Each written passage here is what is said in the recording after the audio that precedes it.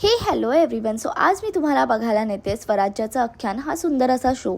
तर चला माझ्यासोबत. पोचल्यावरती मी बघते तर काय स्वतः रोहित जाधव तिथे तिकीट काउंटरला उभे होते तिकीट काढण्यासाठी. जेनझी लोक पण लव्ह लेटर देतात हे मला तिकडे जाऊन समजलं आणि इतकं मोठं लिहिलं होतं तिने, किती भारी ना.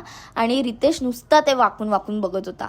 तुम्ही बघू शकता तिथे अनेक लोक आलेली, कलाकारही आलेली आणि हे बघून मला खूपच भारी वाटत होतं. त्यानंतर फायनली कार्यक्रमाची सुरुवात झाली. म्हणून आम्ही समजाने मिळून एक मोहीम आखली आहे, स्वराज्याचं आख्यान. आदिनामीचा भवानी मातेला